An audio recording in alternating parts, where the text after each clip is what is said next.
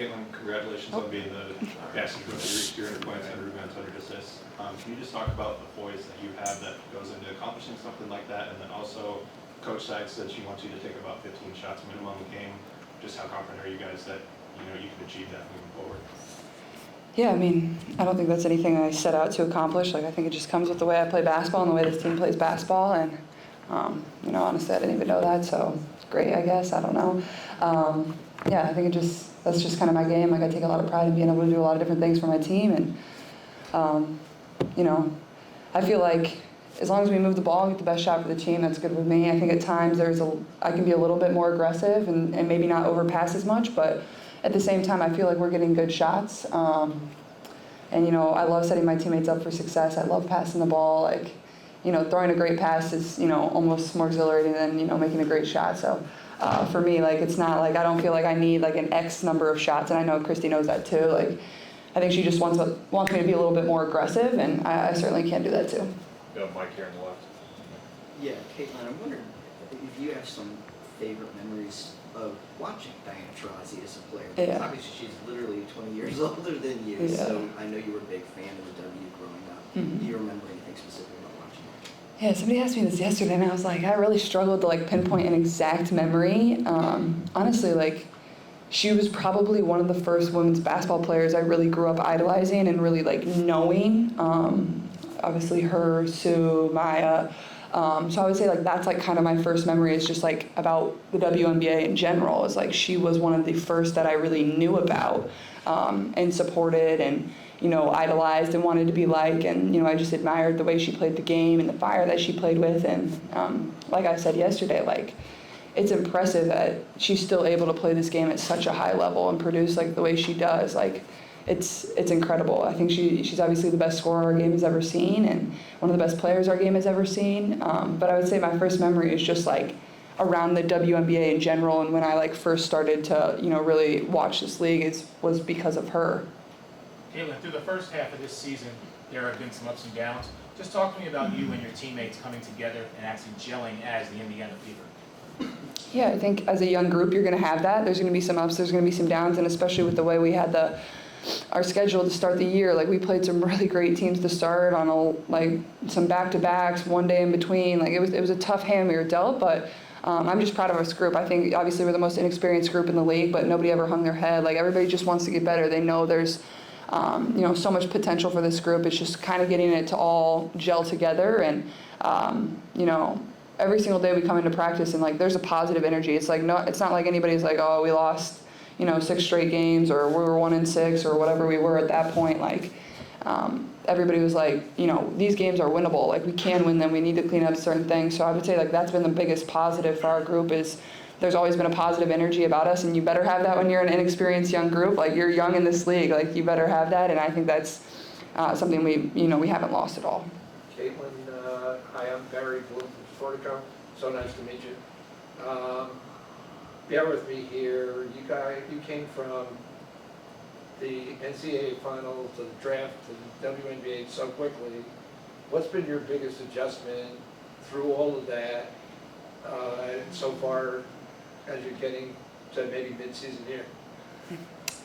Yeah, it's crazy. It's crazy to think we've almost played 20 games. I think just the pace that everything has kind of evolved over the course of the last few months for myself, whether it was, obviously playing in the Final Four, and then I basically went back to Iowa City for a day, and then my life kind of changed, and I was drafted and shortly moved to Indianapolis after. And but I mean, it's the same situation for every single person that's ever come into this league and has been drafted. Maybe my window was a little bit shorter playing the last game of the college basketball season, and we had the first preseason game, so maybe in that regard. But I think the biggest adjustment is just, being able to learn on the fly and give yourself some grace. I think that's kind of been what it's been for me. I think just learning from game to game, that's been kind of different, especially at the beginning of this season. Like, I had to learn from game to game. There wasn't much time to practice in between. Like, I would have to take stuff from one game and then go try in the next game. So I think that's kind of been the biggest adjustment for myself. Got time for 2 more. Off that, do you, like, with the month off with the Olympic break and the young team, like you said, you guys are developing more cohesion. What's the advantage to that and the challenge to that, having all that time off? Yeah, well, I think the advantage is like you get to practice for 3 weeks. Like you get to get in the gym and get better, but I think the disadvantage is like you don't get to play, and like at the same time, like just getting out there and playing basketball, that's the best way to learn. Like there's obviously so much you can replicate in practice, but like at the end of the day, like you have to be in a real game to get those real simulations and situations and whatever it is. But at the same time, it'll be good to get rest. It'll be good to get in the gym and just execute and work on things that we need to work on that we really haven't had time to do.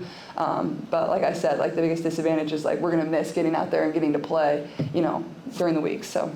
Last one. In every arena you seem to step in along with the Fever, it seems to be more crowded than the last one. What does that mean to you to see the impact you and the Fever have had on the sport of women's basketball so far?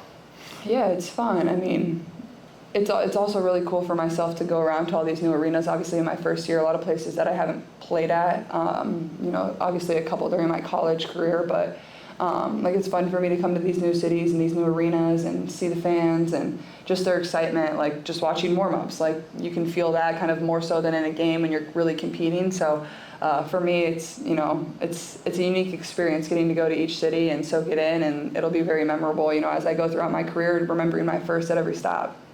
All right, That we've won. We've had 4 and 5 players in double-digit scoring, all those players between 10, 12, 15 shots. So just to kind of keep that consistent, we talked a few, in the game the other night, she had a couple passes that she made that she probably should have had, not made and been more looking to shoot in those moments. So, just trying to balance that with her. So just, a couple more. I mean, just trying to get her as open as possible, whether she's on the ball or off the ball. For those of us who haven't been around traveling with you guys, just watching it from afar, could you give an analysis of how Caitlin's evolved so far into your unit as a team, generally into the league? Yeah, I mean, she's, it's a process for all of us. Year 2 of this rebuild, Leah Boston coming in as the first pick last year, Caitlin this year. We're aspiring to be where the teams are that had those multiple number 1 picks. And so it takes time. And some of the expectations for us, are a lot higher. We're still in this process of building. Caitlin's learning. She's learning, this league. She's learning her teammates just as her teammates are learning her as well. So it's just, it's a process.